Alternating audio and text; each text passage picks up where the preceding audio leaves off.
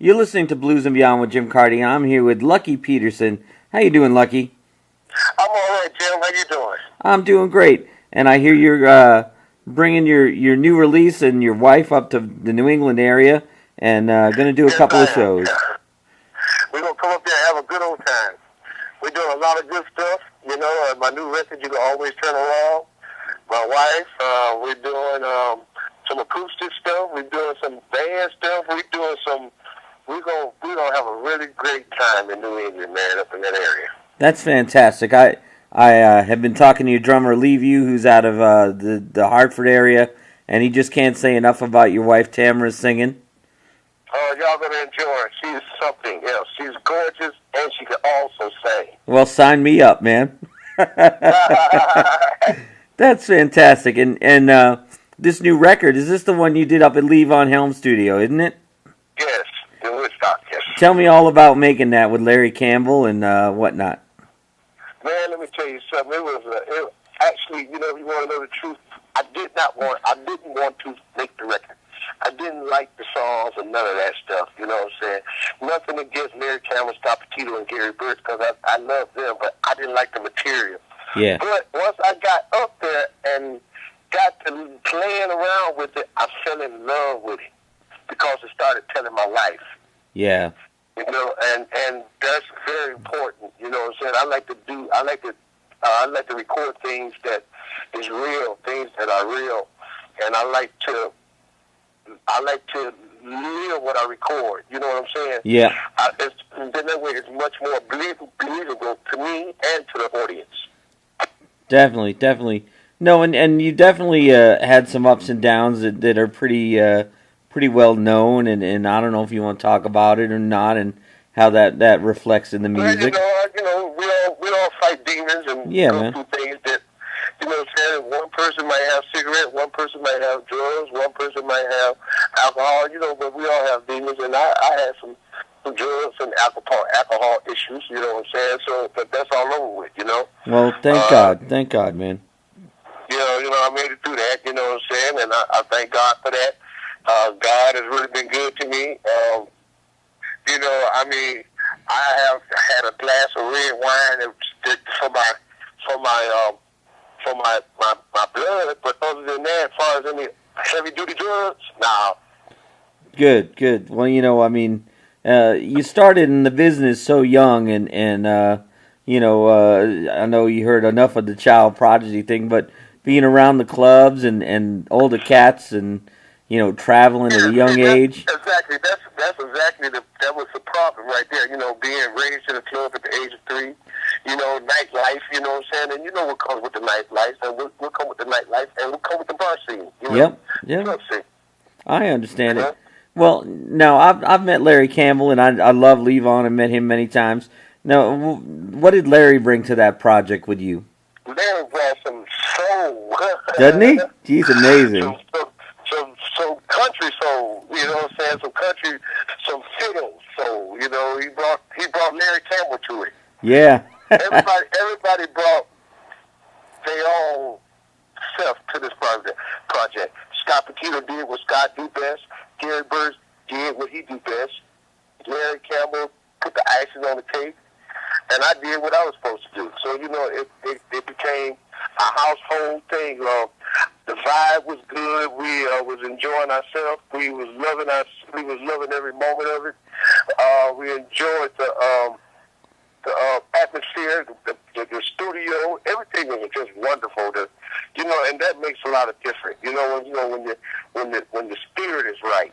Yeah, man. No, I just went up to Levon's for my 40th birthday. I've been wanting to do it, and my wife surprised me for my 40th birthday. And what a beautiful studio, and just the setting is gorgeous.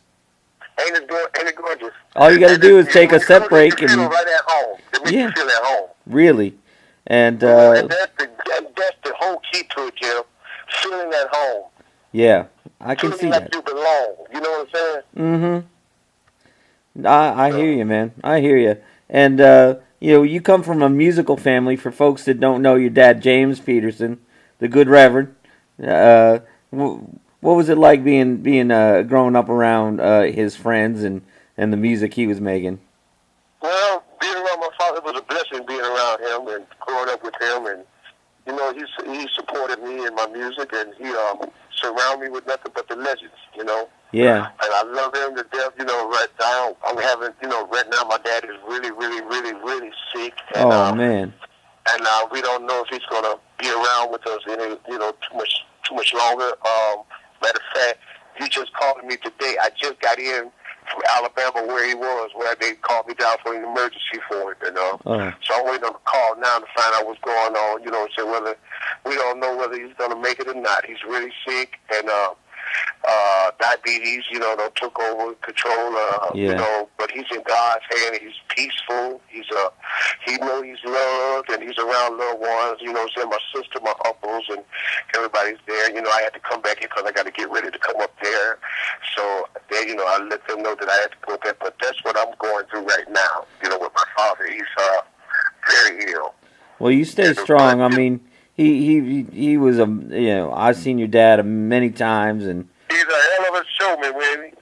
yeah, strong, man. I mean, just, you know, all you can do is say your prayers, and he was a heck of a showman, and you know, I hope he, you know, pulls through, and you know. Yeah, you know, it's like this, Jim. It's all in God's hand, and it's God's will. That's it. So I accept everything and let His will be done. You know, because it could be me, it could be anybody. So, you know what I'm saying? Just so happy to see my father right now. So, yeah, man. You know, so, look, we're all okay. You know what I'm saying? I'm okay. Everybody okay that's around us. You know what I'm saying? And we're just trying to make them as comfortable as we possibly can. Good. Well, I know you got a lot going on, and I know you got to sell tickets too, so we're chatting with you, but I'm going to let you roll and do the family thing, and the next time that we get together, you know, we can talk a little more. We love seeing you with Ronnie Earl at Johnny D's after all those years gone. Well, that was a surprise to see Mr. Ronnie Earl come to the show with his guitar playing self. That's a guitar player. That's one of my idols there. He's doing better. That's another brother of mine that introduced me to NA. Yeah. You know? Well, you know, when you got friends, Jim. If they're a true friend and they care about you, then they don't want to see you hurt yourself, and they introduce you to different things. But a person that calls themselves your friend, you know what I'm saying? Yep. You know where I'm coming from. So back here with Lucky Peterson, and you know, for years, you know, Teo Leismeyer at the House of Blues would book you religiously, man. And I saw some shows. One of my good friends as well. Oh, and one night I remember you guys going till the wee morning hours with Nils Lofgren up in there, man. Yes, I remember that. I had a wonderful time, you know, at the House of Blues at Cambridge. I hate they closed. Yeah. You know, I haven't played the House of Blues since then, you know? Yeah, no, well, they got a big giant one now, but they don't play too much blues. Ain't that something? We have one here in Dallas, and I saw Buddy Guy there, but, you know, I haven't been there. I've been there to see Buddy Guy. No, it's good. I'd rather go to RL's Blues Palace too, man. Yeah, RL Blues Palace is wonderful too. Yeah, man, I love RL. And how's my girls Patty and Joanna from Southwest Blues? They're doing good, Jim. They're doing real good. They're doing real good. They're still hanging. Everybody's doing what everybody's doing. And Dono, my friend Dono on the radio at KNON. Dono. Yes, Donald's still on the radio. Beautiful. You know, Greg Smith and everybody. You know a lot of people here in Dallas. Yeah, man, and Hash Brown. And Willie Willis was an old friend. You know a lot of people here. You sure you don't live here? I used to take day trips down there from D.C. for my old day job, and I used to spend a lot of time down there. Okay. Down in Grapevine, I had computer resources I managed in Grapevine. Okay. Yeah, so so I see you know a lot about Dallas, you know. Oh yeah, man. So yeah, man, I'm gonna let you go and get back to your wife, but we'll get the word out and leave you's gonna send me those dates. Everybody to come and see me. Everybody come and support me. Come and see me and my wife. We got a fantastic show. George, we got a fantastic show. Hey, this is Mr. George Huff. And we're doing a Super Bowl party that we're rehearsing for and doing all this stuff. And we got some people from the American Idol that's performing with us. My wife, me, you know what I'm saying? We got some good people that's doing this thing. thing. So that's why I said, there go George. We better get ready to do rehearsal and That's great. album. Awesome, man. I can't wait to see you, and God bless you and your family and your dad especially, man. Thank you very much. All right, Lucky. You take care, brother. Okay, you too. Bye-bye. Thanks, man. I'll talk to you, Luck.